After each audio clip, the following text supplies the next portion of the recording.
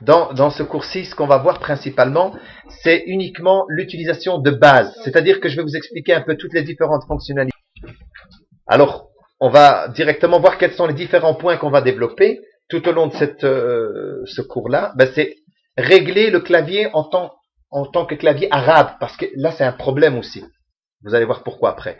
Alors, pour ce qui est du logiciel, donc Microsoft Office, qui permet de faire du traitement de texte, on va voir un petit peu tout son menu, tout ce qu'on peut faire à l'intérieur, et voir donc comment on peut faire une belle mise en page simple, et c'est-à-dire, quand je dis simple, c'est que n'importe quel autre prof peut utiliser une question qui est en plein milieu, qui la reprennent et la mettent dans leur questionnaire.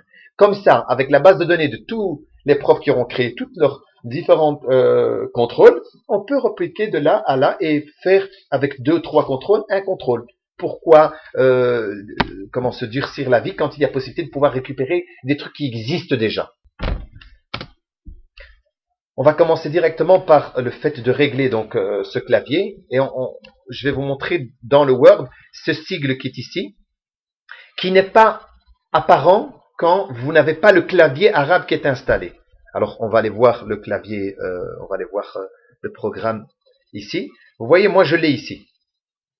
En réalité, ceci, quand vous n'avez pas installé le clavier arabe, vous n'avez pas ceci.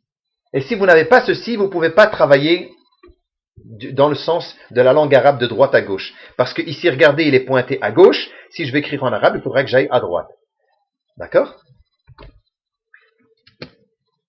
Comment l'installer maintenant?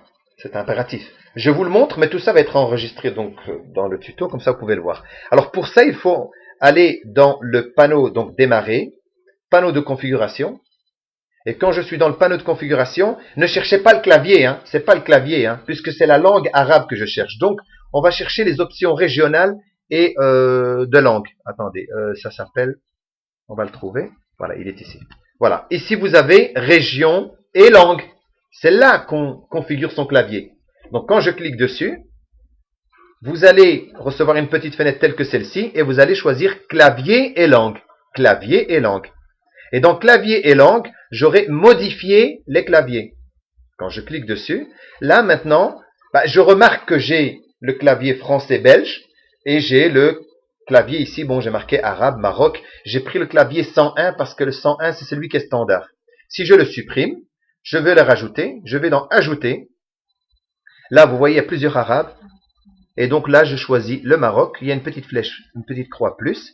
Si je clique dans autre, il me montre enfin c'est pas ça qui m'intéresse, je vais dans le clavier, là j'ai 102, si je voudrais le clavier 101 comme je vous avais dit parce que c'est le standard, je vais dans afficher plus, et puis je remonte jusqu'à ce que je trouve arabe 101, et là vous pouvez avoir un aperçu du clavier, pour voir c'est quel clavier, si c'est bien celui-là qui correspond à votre clavier, si jamais vous avez acheté un clavier externe. Je fais fermer, je fais OK, et regardez le clavier s'est rajouté, et automatiquement quand il se rajoute là, il se trouve ici en bas, vous voyez là, je l'ai là.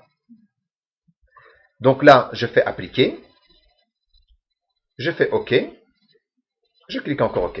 Je peux sortir de là. Donc le clavier qui est installé maintenant, forcément, il va générer ceci. Mais si le document Word était déjà ouvert, vous devez impérativement le fermer et le réouvrir pour qu'il puisse en compte.